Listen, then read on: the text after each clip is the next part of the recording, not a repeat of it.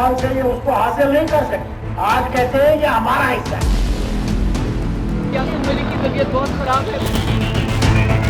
370 को कहते खत्म करो, मैं भी देखता हूँ फिर कौन इनका झंडा खड़ा करने के लिए तैयार। ऐसा लगता है जैसे घमंडिया गठबंधन बनाने से पहले एक सूची तैयार की गई होगी, जिसमें गठबंधन में शामिल होने के कुछ मानक लिखे गए होंगे। उन मानकों में देश विरोधी, भ्रष्ट और परिवारवाद जैसे कुछ मानक पास करने वालों को ही घमंडिया गठबंधन में शामिल किया गया होगा। क्योंकि आप घमंडिया गठबंधन में शामिल जिस पार्टी पर नजर डालेंगे वो इन सभी मानकों पर खरा उतरती नजर आएगी। जम्मू और कश्मीर की पीडीपी और नेशनल कॉन्फ्रेंस इस गठबंधन में शामिल ऐसी पार्टियां हैं जिन्हें पाकिस्तान प्रेम है, जो भारत विरोधियों की मदद करती हैं, पत्थरबाजों के लिए सहानुभूति रखती हैं, भ्रष्ट होने के साथ साथ परिवारवाद का जीता जागता उदाहरण है। 75 साल से ये उसको हासिल नहीं कर सके, आज कहते हैं ये हमारा हिस्सा है। अरे जरा ले ना, हम भी तो कहते हैं जरा ले लो, हम भी देखें। वो भी कोई कमजोर नहीं है, वो भी चूड़ियां पहने हुए नहीं है, उनके पास भी एटम बम। पीडीपी और नेशनल कॉन्फ्रेंस ने कभी चाहा ही नहीं कि जम्मू और कश्मीर में शांति स्थापित हो।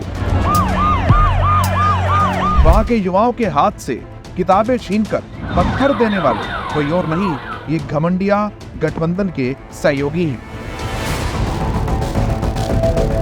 पत्थरबाजों को समझाकर सही रास्ते पर लाने की कोशिश करने की बजाय फारूक अब्दुल्ला जैसे नेताओं ने उन्हें बढ़ावा देने का काम किया है। झूठा एमएलए बनूं या एमपी बनूं या मिनिस्टर बनूं, उनकी सरगर्मी दीवान वो जो पत्थर फेंकने वाला है उसको टूरिज्म से कोई मतलब नहीं है, ये समझ जाए। उसको टूरिज्म से मतलब नहीं है, वो भूखे मरेगा मगर वो वतन के लिए वो पत्थर मार रहा है, ये समझने की जरूरत है। ये समझने की जरूरत है कि अगर वो अपनी जान दे रहा है तो वो टूरिज्म के लिए जान नहीं दे रहा है, वो टूरिज्म के लिए नहीं जान दे रहा, वो दे रहा है कि इस वतन का फैसला होना चाहिए जो यहाँ के लोगों को कबूल हो। वो फारूक अब्दुल्ला ही थे जिन्होंने कहा था कि अगर धारा 370 हटी तो कश्मीर में कोई तिरंगा फहराने वाला नहीं मिलेगा। 370 को कहते खत्म करो, अरे करोगे तो फिर इलाहा किधर रहेगा। अल्लाह की कसम कहता हूँ, मेरे ख्याल से अल्लाह को यही मंजूर होगा हम इससे आजाद हो जाएं। करें, हम भी देखते हैं, हम भी देखते हैं। मैं भी देखता हूँ फिर कौन इनका झंडा खड़ा करने के लिए तैयार हो, मैं भी देखता हूँ फिर कौन इनका झंडा खड़ा करने के लिए तैयार हो। मैं भी देखता हूँ, आप भी देखते हैं। पीडीपी और नेशनल कॉन्फ्रेंस ही है जिनका पाकिस्तान प्रेम समय समय पर दिखता रहता है। इन दोनों पार्टियों की हमेशा ये सोच रही है कि भारत पाकिस्तान के सामने झुक जाए और उनकी शर्तें मान ले। अब अगर जम्मू कश्मीर के लोगों को सुकून मिलता है, आराम मिलता है, उसके लिए अगर आपको पाकिस्तान से फिर बात करनी चाहिए। और जो ट्रेड जम्मू कश्मीर, चाहे रावलाकोट का हो, चाहे वो मुजफ्फराबाद रोड का उड़ी मुजफ्फराबाद हो, जो ट्रेड हमारा रुक गया है उसको चालू करने के लिए भी पाकिस्तान के साथ बात करनी चाहिए। भारत को तोड़ने वाले, भारत में आतंकी गतिविधियों को चलाने वाले आतंकी यासीन मलिक की महबूबा मुफ्ती को इतनी चिंता है कि कभी वो आतंकी यासीन मलिक की रिहाई की मांग करती हैं, तो कभी सजा में बदलाव चाहती हैं। इन तमाम ज्यादतियों के खिलाफ, जिसमें यासीन मलिक की तबीयत बहुत खराब है, बहुत जलील है, उनको इमीडिएटली छोड़ दिया जाना चाहिए। कि अगर खुदा न खास्ता उनकी तबीयत और बिगड़ गई तो मैं अभी आपके यहाँ से कहना चाहती हूँ गवर्नमेंट ऑफ इंडिया को कि जम्मू कश्मीर के हालात और बिगड़ जाएंगे और संभालना बड़ा मुश्किल हो जाएगा।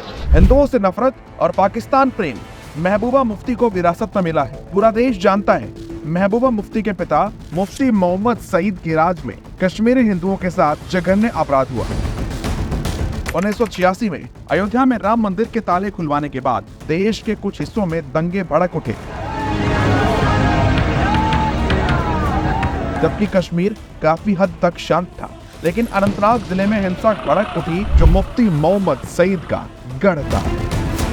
वहां कई मंदिरों को अपवित्र किया गया और पंडितों के घरों पर हमले किए गए। कश्मीर से रिपोर्ट करने वाले प्रवीण डोधी ने विभिन्न स्रोतों का हवाला देते हुए कहा कि मुफ्ती इन दंगों के पीछे थे, मुफ्ती ने ही दंगों की साजिश रची थी। इसके बाद से जम्मू कश्मीर में हालात और बिगड़ते चले गए। जब कश्मीरी पंडितों की हत्याएं शुरू हुई तब राज्य में नेशनल कॉन्फ्रेंस की ही सरकार थी और फारूक अब्दुल्ला सीएम थे। कश्मीरी पंडितों के बुरे दिनों की शुरुआत 14 सितंबर 1989 से हुई। भाजपा के राष्ट्रीय कार्यकारिणी के सदस्य और वकील टीकालाल टपलू जो कश्मीरी पंडित थे, उनकी हत्या कर दी गई। इसके बाद जस्टिस नीलकांत गज्जू की भी गोली मारकर हत्या हुई। उस दौर के अधिकतर हिंदू नेताओं की हत्या कर दी गई। पंडितों को कश्मीर छोड़ने के लिए कहा जाने लगा। कश्मीरी पंडितों ने कश्मीर छोड़ा, अपनों को खोया, सिर्फ और सिर्फ पीडीपी और नेशनल कॉन्फ्रेंस के कारण। आज पीडीपी और नेशनल कॉन्फ्रेंस घमंडिया गठबंधन का हिस्सा है। बस आपको इतना सोचना है कि अगर गलती से भी ये सत्ता में आ गए तो क्या ये निज स्वार्थ के लिए देश का सौदा नहीं करेंगे। धारा 370 फिर से लागू करने की मंशा रखने वाले क्या फिर से धारा 370 लागू कर जम्मू और कश्मीर को तबाह करने का काम नहीं करेंगे। ये वो सब करेंगे जो ये करते आए हैं और कहते आए हैं। इसलिए इन घमंडियों से सावधान रहें और सतर्क रहें, क्योंकि देश के लिए घातक है घमंडिया।